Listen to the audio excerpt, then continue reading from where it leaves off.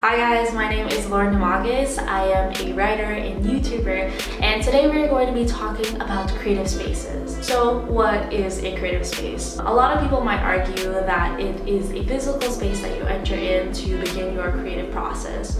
For a lot of writers, I hear it's their bedroom or it's their office. However, I am in the belief that creative space is really more about the mindset that you enter into to be creative. And the reason why I argue that creative spaces is really more about the psychology behind it and the habits that you do is because you're not always going to have a physical space that is consistent every single time. There's going to be outside factors that prevent you from coming into that physical creative space, and so the more that you are flexible in the area and the environment that you are creative in, the easier that it'll be to just continually be more creative. Now, I will say that a creative space definitely does help, and if you have the happy mixture of the same time that you are being creative or the habits that you are doing beforehand and also the physical area that helps you be creative, then that definitely helps. But again, that physical space isn't always going to be the same. So while we're on the topic of physical spaces that help you be creative,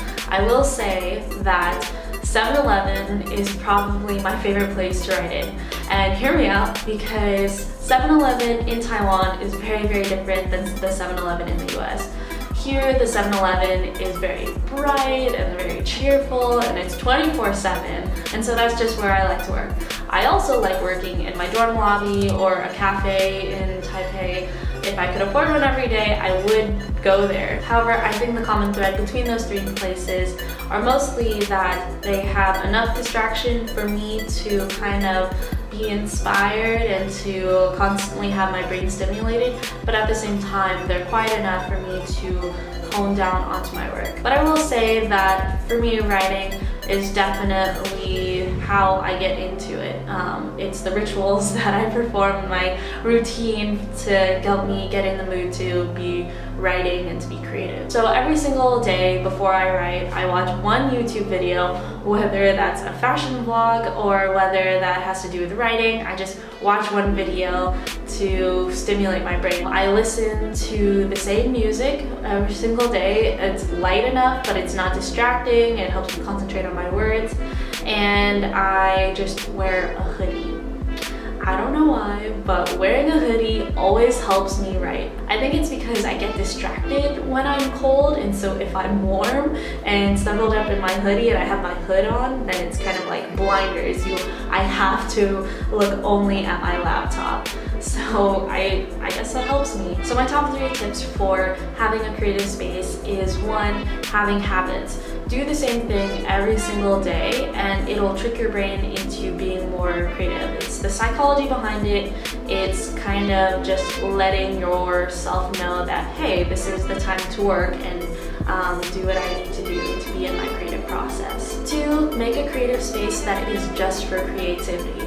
For me, I used to only write in my bedroom, and that would kind of mess with my head because when I would try and go to sleep at night, I would just be constantly thinking about my characters, about the storyline, and what I would edit the next day. And then when I would write during the day, I would just be thinking, wow, it would be really great to take a nap right there because my bed is like right there. So if you have a creative space that is separate from different parts of your life, that's just really going to let your brain focus in on the work at hand. 3, do what works best for you. Whether that's a weird thing like putting on your hoodie because you need that, or if it's anything else, just do what works best for you and stick to it because in the end, it's just your creative process. Hopefully you guys liked that video. If you did, please give me a big thumbs up and subscribe to my page. Leave a comment below if you have your own creative space and what that means to you, or if you have any video ideas, be sure to comment them below. It would really help me out. And be sure to follow me on my Facebook and my Instagram. I am Lauren_Domagas.